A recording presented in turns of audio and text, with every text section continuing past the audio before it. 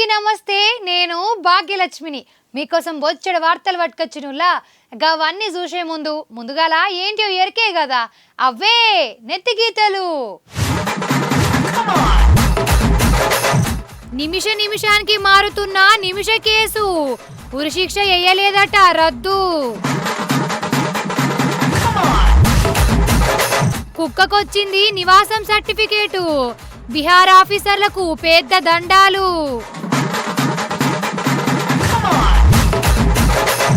బంద్ అయిపోయినాయి వానలు, బ్రేక్ తీసుకున్నాడు కావచ్చు వానదేవుడు.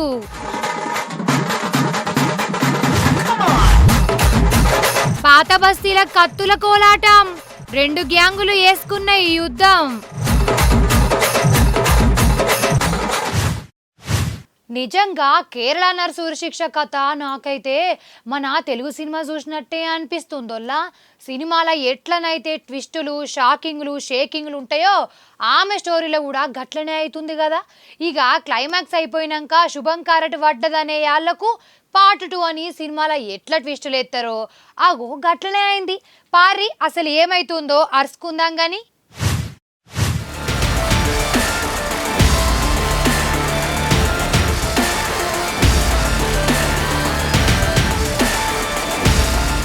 నిమిషప్రియ పేరున్నారు కదా, ఏమన్ దేశంలో నర్సు పాస్పోర్ట్ కోసము ఉత్తుత్తి పెర్మిట్ ని నిజంగానే చంపిందనే కేసు ఉన్నది. ఆమెకు మొన్న 15 రోజుల కిందటనే ఉరి శిక్ష పడ్డది. కానీ సినిమాలలో కదా చూయించినట్టు లాస్ట్ నిమిషంలో ఈ ఉరి శిక్షను వాయిదా వేసిర్రు. ఇక శిక్షను రద్దు చేసేందుకు మన దేశం ఆఫీసర్లు నిమిష చుట్టాలు బాగానే ప్రయత్నం చేసిర్రు. చచ్చిపోయిన కుటుంబములతో కూడా మాటలు చర్చలు గిర్చలు అన్ని నడిచినాయి.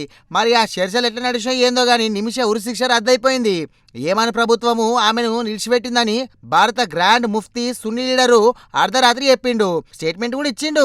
ఇక అందరు అమ్మాయి అని కూడా సంబరపడ్డారు, సంబరాలు కూడా వేసుకున్నారు. అర్ధరాత్రి సంబరపడ్డారా, ఇక మంగళవారం పొద్దుగాల ఇంకో ట్విస్ట్ ఇచ్చింది. ఈ కేసులో అసలు ఉరిశిక్ష రద్దే కాలేదు, అవన్నీ ఉత్తపచ్చి మాటలు ఉద్దర మాటలని మన కేంద్ర సర్కారోళ్ళు చెప్పిర్రు. మన విదేశాంగ శాఖకు అసలు ఈ ముచ్చటే చెప్పలేదట ఏమన్ దేశం సర్కారోళ్ళు.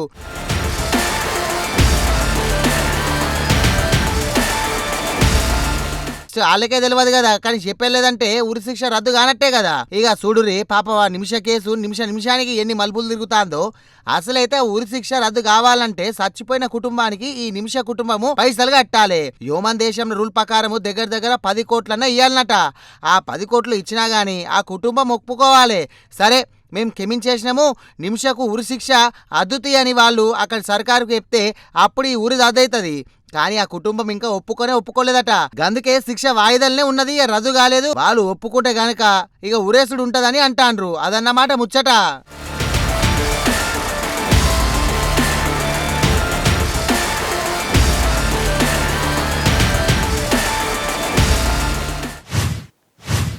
బడి పిల్లల తలరాతలు మార్చేది టీచర్లే. వాళ్ళు ఎట్లా చదువులు చెప్తే పిల్లలు అట్లా చదువుతారు. చిన్నతనంలా వాళ్ళు ఎట్లా నేర్పితే గట్లా నేర్చుకుంటారు కదా. అసలు నన్ను అడిగితే గురువు లేని విద్య గుడ్డి విద్యుల్లా. అందుకే టీచర్లకు గంత మర్యాద. ఎంత పెద్దగైనా చదువులు చెప్పిన టీచర్లు మనకెన్నన కనబడితే దండం పెడతాం. ఎందుకంటే వాళ్ళు ఉత్తపచ్చిగా టీచర్లు గారు. ఎవరు పడితే వాళ్లకు టీచర్ల గురువులు వస్తాయా? రావు. ఇప్పుడు ఇదంతా ఎందుకు చెప్తున్నా అంటే, మనం ఇప్పుడు ఒక సర్కార్ బడికి పోదాం. ఆడ ఒక బడి పంతులు పిల్లలకు 11 అంటే 11 స్పెల్లింగ్ను ఇంగ్లీష్లో నేర్పుతుండు. మరి మనం కూడా నేర్చుకుందాం రారి, పరేషాన్ అవ్వకుండా.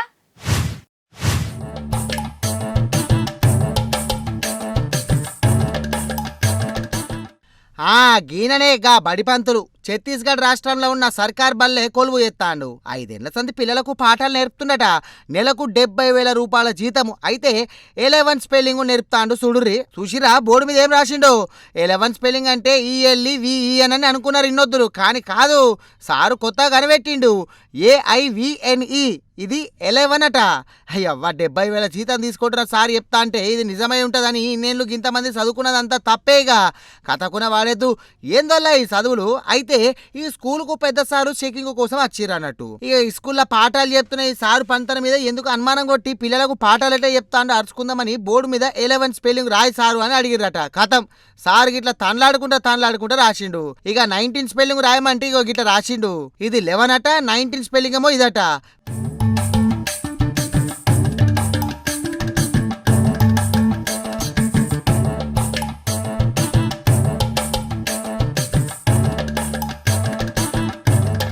పిల్లలకు గిట్లనే చెప్తుండు కావచ్చు. ఏంది చదువులు, అసలు ఇది ఏంది కొలువులు, ఎట్లా తీసుకున్నారు, ఎట్లా వచ్చిండు, 2వ తరగతి పిల్లగాడు చెప్తాడు కదా ఈ స్పెల్లింగ్.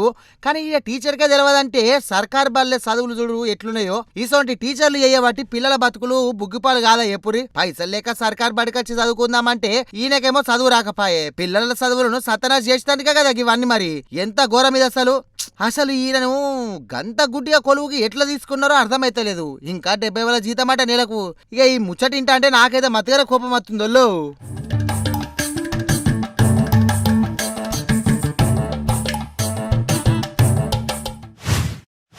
కొందరికి గర్ర ఎట్లుంటదంటే చెప్పవశం కాదోల్లా. నాకైతే అసొంటోళ్ళను చూస్తే బీపీలెత్తది. వాళ్ళే తప్పు చేస్తారు. ఎందుకు తప్పు చేసినామని అడిగినామనుకో ఉల్టా రుబాబు ఎత్తరు. పెద్ద లేదు చిన్న లేదు, ఎవ్వరికి ఏం లేదు, ఒక విలువిచ్చుడు కూడా లేదు, మర్యాద సూయించు లేదు. అసొంటులు మోపైరు చుట్టుముట్టు. అంతెందుకు, ఇగో వీని గర్రేషం చూడురి. అటెనక మీ స్టైల్లల్లా ఎట్లా కోపం చేస్తారో ఇక మీకే ఎరక.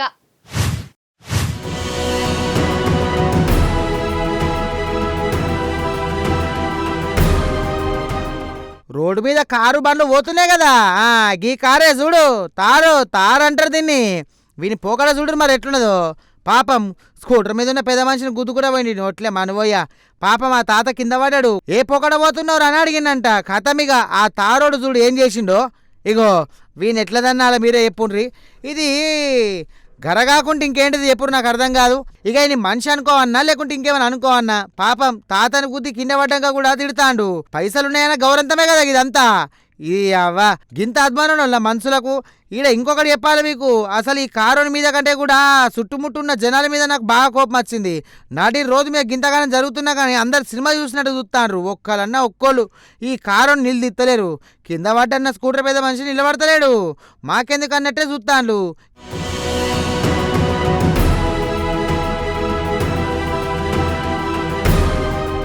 గీదా తారీఖ గిట్లనేనా?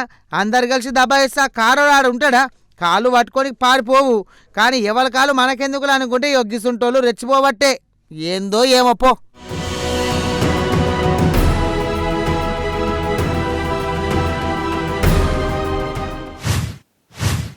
ఏమైనో ఏమో మళ్ళా వానదేవుడు చల్లబడ్డాడు కదా. నేను కదా ఖతర్నాక్ వార్తలు చెప్పుకుంటా ముత్తమంత షాయబొట్టు తాగేందుకు బిరేకు తీసుకుంటా కదా. అవు నా లెక్కనే వానదేవుడు కూడా చిన్నపాటి బ్రేక్ తీసుకున్నట్టున్నాడు. మరి ఈ బ్రేకులా ఎటు పోయిండు? షాయ తాగుతందుకే పోయిండా, మరి బూస్ట్ తాగుతాడా, లేకుంటే మబ్బులతోని మీటింగ్ పెట్టిండా, లేకుంటే చంద్రునితోని చర్చా కార్యక్రమాలల్లా పాలు పంచుకుంటుండా? ఏది అరుచుకుందాం రాన్రి.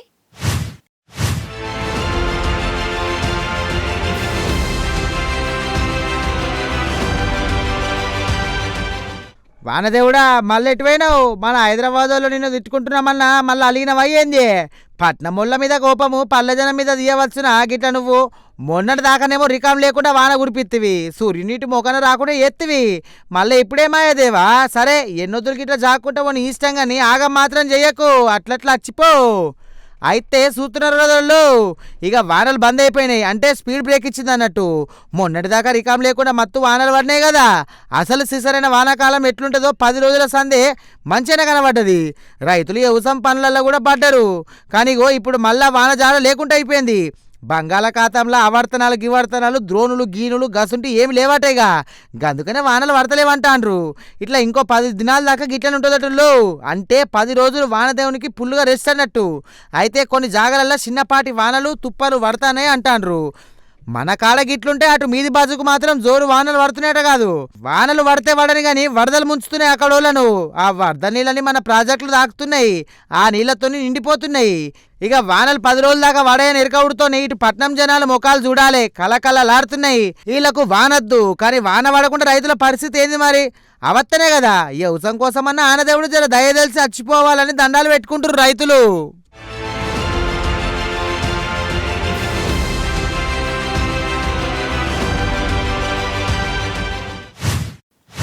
ఓరి నాయనో, గివ్వేం బ్యాచిల్రా నాయన.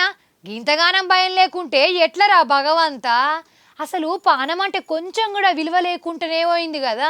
సావంటే గంతగనం సంబరమా ఏంది? ఎవరి గురించి అంటారా? గా హైదరాబాద్ పాత బస్తీలనోళ్ళ 2 బ్యాచీలు కత్తులు తలవార్లతోని ఫైటింగ్లో వేసుకున్నారు. వాళ్ళ కంతిరేషంకున్న వడెత్తు అగో చూడుండ్రి.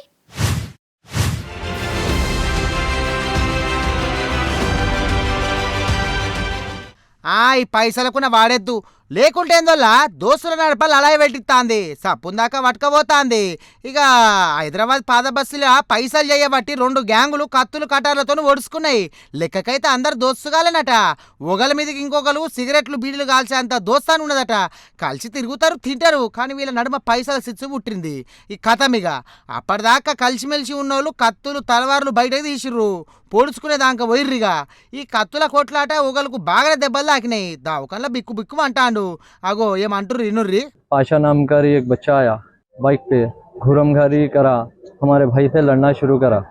फिर उसके बाद उन दोनों की लड़ाई मैं छुड़ा के भिजा डाले वास्ते रुक मैं आ रहा हूँ बोल के 4-5 जनों को लेके आया, चाक वहाँ जम्बिया लेके आया।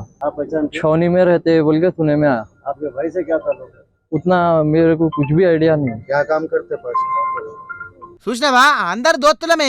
పైసల కాడ లొల్లైంది, కత్తులు తీసుకొని ఓడ్చుకునేదాకా పోయిందని చెప్పబట్టిండు. కాదు, అసలు పాత బస్తీకి ఈ కత్తుల కాటర్లు ఏడకెళ్ళొచ్చినాయి. అక్కడ తలవారులు పట్టుకొని తిరుగుతా అంటే పోలీసు వాళ్ళు ఏం చేస్తాండ్రు? వాళ్ళకు గంత ధైర్యం ఎక్కడిది? ఎవరిచ్చిండ్రు? అసలు ఈ కథ ఏంది, కార్ఖానేంది?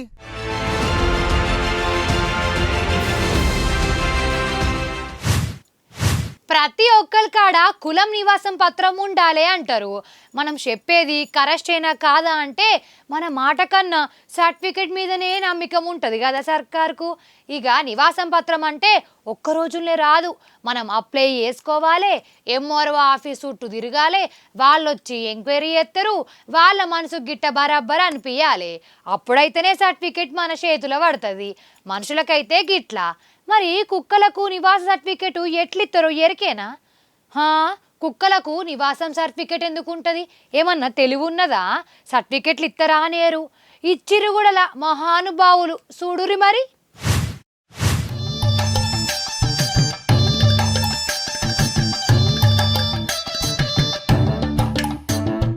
నిజంగా బీహార్ అంటే బీహార్ ఎప్పొర్రి. అసలు ఏమన్నా పని మంతులు ఉన్నారా అక్కడ? ఇగో ప్రతి కుక్కకో రోజు వస్తుంది అంటారు కదా, అయ్యో గీ కుక్క కూడా వచ్చింది. దానికి తల్లి, తండ్రి, ఇల్లు, వాకిలు అన్నీ ఉన్నాయి. ఇక ఓటు హక్కు కూడా ఉన్నదన్నట్టు, ఇవ్వవలసింది అన్నట్టు చేసింది అక్కడ సర్కారు. దానికి నివాసం సర్టిఫికేట్ కూడా ఇచ్చిందో చూస్తారా? అగో గీ కుక్క పేరేమో డాగ్ బాబు అట, నాయన పేరు కుత్తాబాబు, తల్లి పేరేమో కుతియాదేవి అట. ఎవరిని పాడు కానీ మరి ఈ పేర్లు వీళ్ళకు కుక్క చెప్పిందో లేక కుక్క తండ్రో చెప్పిందో మనకు తెలియదు. కానీ ఇక ఈ కింద అడ్రస్ కూడా ఫిక్స్ చేసిరు చూడు, చూసినావా? చాలా గొప్ప పని మంతులు కదా. అయితే బీహార్లో అసెంబ్లీ ఎలక్షన్లు అయితేనే కదా ఇక జనం లెక్క తీసి పని పెట్టుకున్నారు అన్నట్టు అక్కడ సర్కారోళ్ళు గుర్తింపు కార్డులు లేనోళ్లకు ఎంక్వైరీలు చేసి మరి ఇచ్చిరట. మరి ఈ కుక్క గారిని ఏమని ఎంక్వైరీ చేసిరో మనకు తెలియదు. కానీ దీని తల్లి పేరు ఎవరు చెప్పిర్రో, తండ్రి పేరు ఎవరు చెప్పిర్రో ఆ కుక్కకు తెలియాలి, ఆఫీసర్లకు తెలియాలి. మొత్తానికి కుక్క గారికి నివాస పత్రం ఇచ్చిన బీహార్ ఆఫీసర్లకు పెద్ద దండాలు పెడుతుర్రు అక్కడ జనాలు. ఆల్ ఇండియా కుక్కలని కలిసి ఒక మీటింగ్ పెట్టి గింత పెద్ద గుర్తింపు కార్డు ఇచ్చినందుకు వాళ్ళకు సన్మానాలు కూడా ఏత్తాయి కావచ్చు. గిట్లని అనుకుంటుర్రు మరి.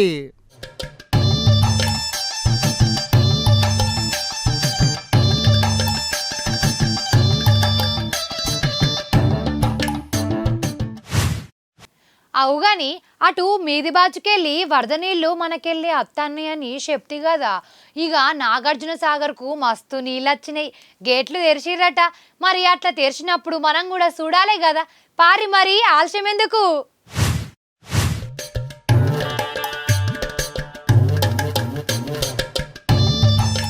అటు చూసినా ఇటు చూసినా ఎటు చూసినా మొత్తం నీళ్ళే. వానలకు వరదలకు నాగార్జున సాగర్ మొత్తం గీ తీర్ల నిండిందుల్లో. నీళ్ళ మంత్రి నిదానంగా వచ్చి నాగార్జున సాగర్ ను చూసి మస్తు సంబరపడి పూజ చేసి గేట్లెత్తిండు.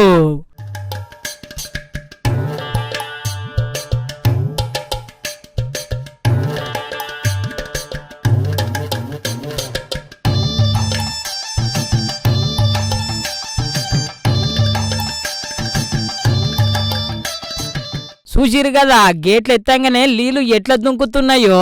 మరి ఎల్లా నీళ్లను వదిలిన నీళ్ల మంత్రి ఏమంటున్నాడో ఈనుండ్రి. 18 ఏళ్ల తర్వాత జూలై మాసంలో నాగార్జున సాగర్ నుంచి నీళ్లు వదిలిపెట్టడం మరి ఇదే ప్రథమం అని చెప్పి నేను మనవి చేస్తూ ఇది ఒక రికార్డుగా మరి భావిస్తూ ఇది జూలైలోనే 18 ఇయర్స్ తర్వాత నీళ్లు విడుదల చేయగలగడం కూడా రైతులకి చాలా మేలు చేస్తున్నాం. ఇది మా అదృష్టంగా భావిస్తున్నాం. అదేవిధంగా మరి సరే ఇదే మన మెయిన్ ప్రోగ్రాము. నాగార్జున సాగర్ నుంచి నీటి విడుదల చేస్తున్నాం. నాగార్జున సాగర్ నుంచి నీటి విడుదల ఇన్నరు కదా రైతులకు గంత లాభం ఉన్నది. మళ్ళా మన నాగార్జున సాగర్ డ్యాం వల్ల 18 ఏళ్ల తర్వాత గింత జల్దీ గేట్లను ఓపెన్ చేసిన అదృష్టం నాకు దక్కిందని చెప్పి నీళ్ళ మంత్రి ఉత్తమ్ సారు మస్తు మురిసిండుళ్ళు.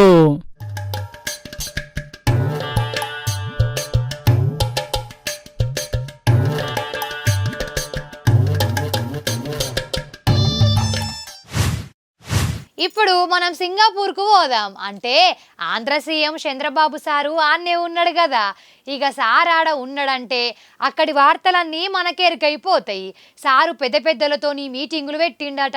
అసలు సింగపూర్లో చంద్రబాబు సారు ఏం చేస్తాడు? వచ్చేటప్పుడు ఏమన్నా పట్టుకత్తాండా?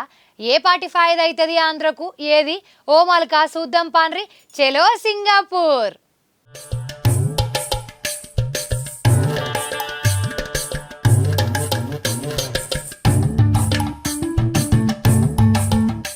నిజంగా చంద్రబాబు సారు సింగపూర్ ఓవుడు ఆంధ్ర తలరాటనే మారేటట్టు కొడుతున్నది. అమరావతి నసీబే అలాగేటట్టున్నదోల్లా మొన్ననంగా పోయిండు కదా చంద్రబాబు సారు. పెద్ద పెద్ద కంపెనీలతోని మాటా ముచ్చట పెట్టిండ్రు. అక్కడి సర్కార్తోని చర్చలు కూడా చేసిండ్రు. సింగపూర్ మంత్రులతోని మన అమరావతి అభివృద్ధి గురించి ముంగల పెట్టిండ్రు. ఇక చంద్రబాబు సారు ముందు చూపు రాష్ట్రం మీదున్న సారుకు తమ్లాట, టెక్నాలజీ మీదున్న సారు ఆలోచన చూసి సింగపూర్ కంపెనీల ఓనర్లే అక్కడి ప్రభుత్వం వాళ్ళు పరిశాన్ అయ్యారంట. వుల్లా ఆగమైన అమరావతిని ఒడ్డుకు పట్టుకొచ్చేందుకు మేము కూడా హిమ్మతిస్తాం, పెట్టుబడులు పెడతాం అని చెప్పి ముంగట్టుకొచ్చిండ్రంట.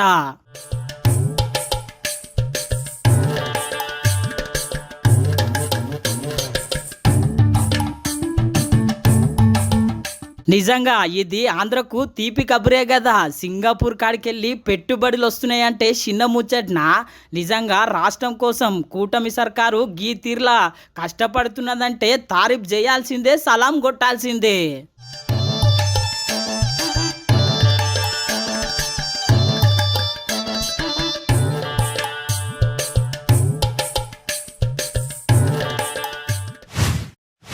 అయితే మన ఖతర్నాక్ వార్తలల్లా ఇంకొక వార్త బాకీ ఉంది. ఆ వార్త ఏందో చెప్పున యూషేయుండ్రి.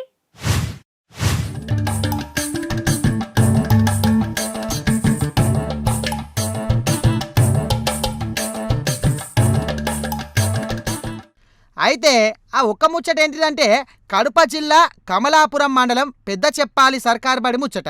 ఈ బల్లే ఓబుల్ రెడ్డి అనే హెడ్ మాస్టర్ సార్ ఉన్నాడు. ఆ సార్ కలుద్దాం పాండ్రి. ఏ డబ్బా ఇంతకు అగో ఈ బల్ల మీద తలకాయ పెట్టినవి అన్నాడు చూడు, ఈయననే హెడ్ మాస్టర్ సార్ అట, Obul Reddy sir. Obul Reddy sir, head master sir, జర లేవు లేవు లేవు నీ ఎరలో కూసోపో. క్లాసులు వింటావా సారు? లేత్తలేడు కదా. అగో కూర్చున్నాడు అన్నట్టు సారు వారు అవతారం చూస్తే సినిమా మీకు అయిపోయిందంటున్నది, సమజైనట్టున్నది. ఈ హెడ్ మాస్టర్ సారు బడికి కుత్కేల దాకా దాగొచ్చిండోళ్ళు. సొలుక్కుంటా బడికొచ్చి కనబడ్డ క్లాస్ రూమ్లకు పోయి గిట్ల నిద్రదిస్తాడు. సారు వారి పనితనం దినాం గిట్లనే ఉంటుందట. రోజు దాగచ్చుడు, క్లాస్ రూమ్లో పిస్స చేసుడు. ఇవాళ జరంతా పెగ్గు ఎక్కువైనట్టున్నది, మంచిగా నిద్ర తీసిండు. ఇక కడమ సార్లు అటెండర్లు ఎత్తుకొని సారును బయటకు పంపిర్రు. ఏంది సారు హెడ్ మాస్టర్వి గిట్లా ఎట్లా చెప్పు, బడికి రావచ్చునా అని అడుగుతాయి. ఏమంటాడు, తాగుడు పెద్ద తప్పే కాదు, చిన్న తప్పే, అయినా నేను దాగినా కానీ ఇంకా వేరే తప్పు చేయలే అని ఇంకా గర్వంగా చెప్పుకుంటుండోళ్ళు. ఇక ఎప్పుడు కథ, బడికి తాగచ్చుడు తప్పు కాదట. మీరు ఇంత ఉదయాన్నే ముందు తప్పు తప్పు తప్పు తప్పు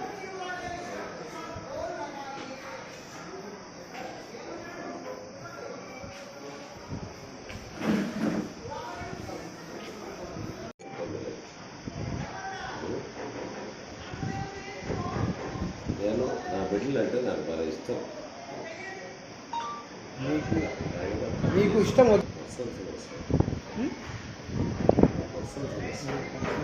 మీ పర్సనల్ ఇంటి దగ్గర మీకు తప్పు తప్పు తప్పు రావచ్చు పిల్లలు బయటికి రాదు. చిన్న పిల్లలు బయటికి సార్ నా బిడ్డలు సార్ నన్ను మీరు ఏం చేస్తే ఇబ్బంది నాకు అయితే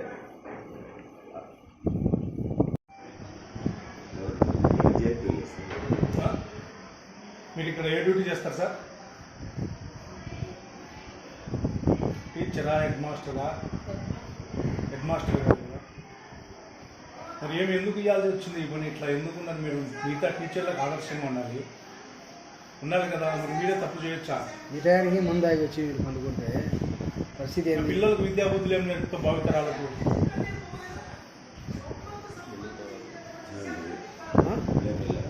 అవును.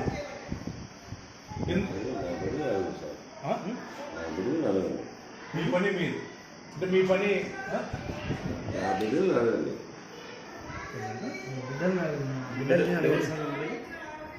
నా బిడ్డలు అడగండి ఒక క్లాస్ పుచ్చుకోకండి. మీ స్టూడెంట్స్ని అడగాలనా? నా బిడ్డలు అడగాలి. ఆల్రెడీ దేవుడు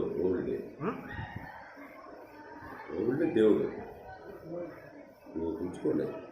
ఎంత పదో తప్పి తొమ్మిది తప్పి ఐఎమ్ సార్ నేనైతే ఇక ఇంకేం తప్పు చేయలేదట. పెద్ద సారే గిట్ల స్కూల్కి వస్తే ఏందన్నట్టు పిల్లలు ఏం కావాలి? అసలు ఈ సర్కారు బడి టీచర్ల పిల్లలకు పాఠాలు చెప్పేతందుకు వస్తుండ్రా, లేకుంటే గిట్లా తాగి నిద్రపోయేతందుకు వస్తాన్రా? అరే రామశంకర, బడి పిల్లలకు మంచిగా చదువు చెప్పాలని సోయి లేకుండా పోతుందో వీళ్ళకు. అసలు టీచర్ అంటేనే మంచిదో చెడుదో పిల్లలకి చెప్తారు. అసోంటిది పెద్ద సారే తాగత్తే ఇక పిల్లలకి ఏం నడుస్తున్నట్టు? ఏం మనసులో ఏమో పోండ్రి.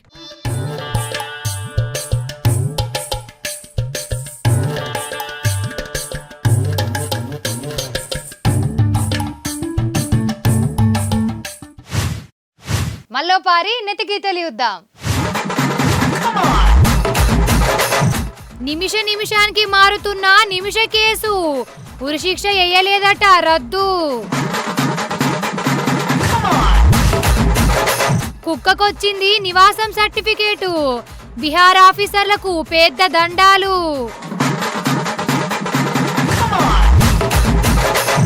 బంద్ అయిపోయినాయి వానలు, బ్రేక్ తీసుకున్నాడు కావచ్చు వానదేవుడు.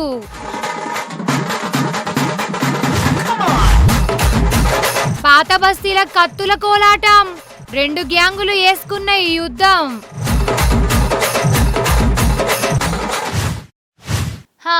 వార్తలు చూసిరు కదుల్లా.